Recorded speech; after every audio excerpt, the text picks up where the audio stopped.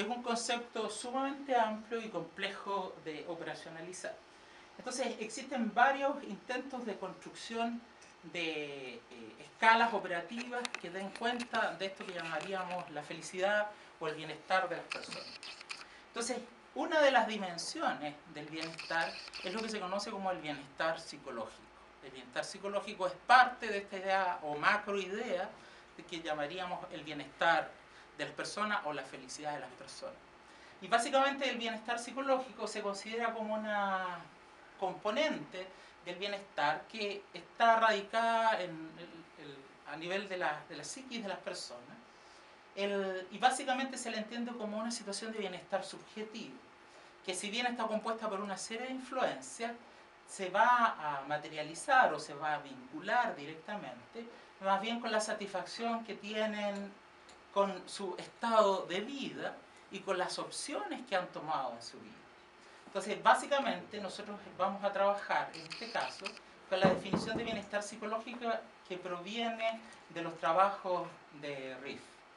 Y vamos a trabajar básicamente con las escalas de Riff. Existen varias escalas de Riff. La que nosotros tomamos en este caso particular se conoce como la de Riff Case 29, que es uno de los instrumentos específicos que tiene. Les insisto, esta medida de bienestar psicológico nos da cuenta de toda la complejidad del fenómeno del bienestar. Simplemente lo que va a hacer es tomar una de las componentes y que es mensurable por este instrumento y vamos a tratar de cuantificar cuánto es el bienestar psicológico que tienen las personas inmigradas a la región de Antofagasta. Entonces, el objetivo va a ser es describir cuáles son los determinantes de este bienestar psicológico, pero a partir de o tomando en cuenta las estrategias de aculturización que ellos están siguiendo. Entonces, en el fondo, la teoría nos dice que las personas que están siguiendo estrategias, por ejemplo, integradoras, deberían tener un nivel de satisfacción respecto de sí y de la existencia que están llevando y de las decisiones que han tomado, que debería ser de mejor calidad o dar un nivel más alto de satisfacción y de bienestar que las personas que están sufriendo, por ejemplo, de un proceso de marginalización. ¿Ya?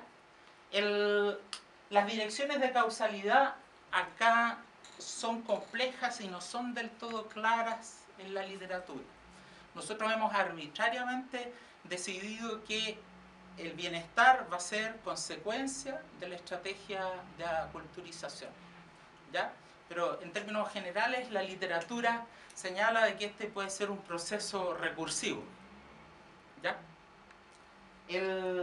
No obstante, les insisto, frente a la ausencia de investigación para el caso chileno, teníamos que partir de alguna parte. ¿Ya? Entonces ese es el diseño que hemos optado.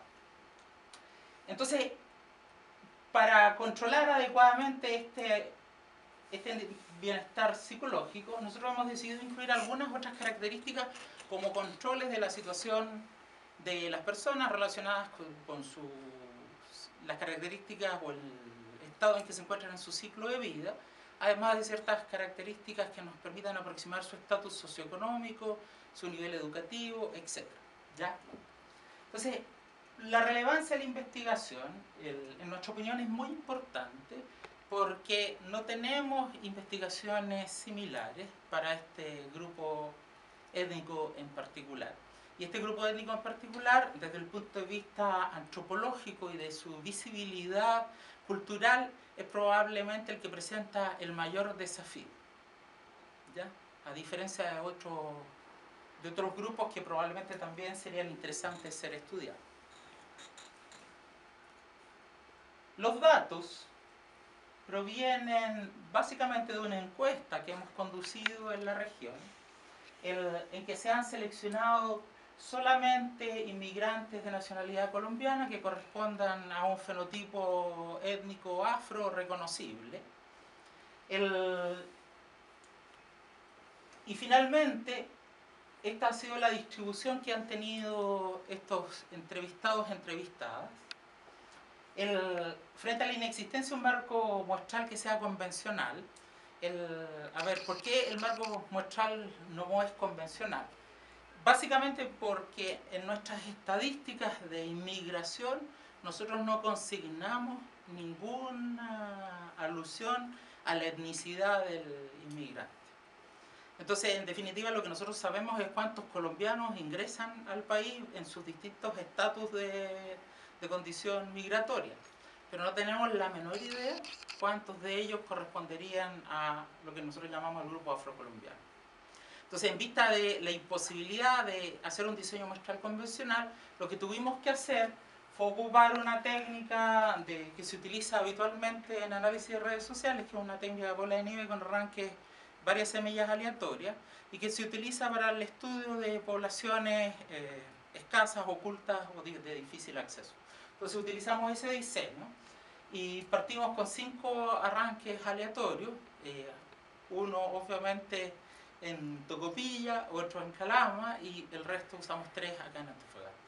¿Qué significan los arranques aleatorios? Es que sale el equipo de encuestadores a la calle, ubica a alguien que responda a las características fenotípicas específicas, se le pregunta si es colombiano o colombiana y desde ahí se le entrevista y se le empieza a decir, mire, dígame 5 personas que sean afrocolombianas y que yo pueda entrevistar. Y a cada una de estas cadenas se le va dando un número máximo de 5 y de esta forma se supone que se puede saturar rápidamente toda la población, porque estamos hablando de que tampoco es una población extremadamente numerosa. O sea, además no hay forma de saber quiénes son los que están fuera de la muestra. Claro. Sí, además. No tienen forma de saber si a lo mejor llegaste a toda la población. Claro.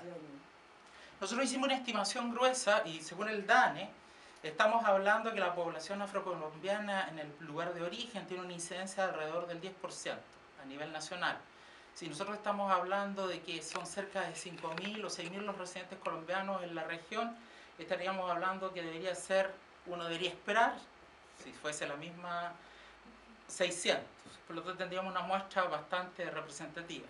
El problema que tiene ese cálculo es que la mayoría de los inmigrantes provienen del Valle del Cauca, de Buenaventura y de Cali, donde probablemente la incidencia es más que el 10%. Entonces, eso hace que probablemente nos estemos quedando cortos, pero no sabemos. Hasta ahora no podemos despejar y resolver esa duda. Estamos hablando, son 68 hombres, 118 mujeres, y se hace una serie de preguntas para capturar información sociodemográfica. Y hemos ocupado la escala de Riff 29, que se desarrolló por Díaz y otros. Ellos hicieron una adaptación al caso español, que fue la que nosotros tomamos, y ahora tenemos una versión idéntica que ha sido validada para el caso chileno. Acaba de ser publicado en un journal ese trabajo. Y para el caso de la aculturización estamos trabajando con la escala que adaptó Yáñez para el caso de inmigración latinoamericana en el norte de Chile.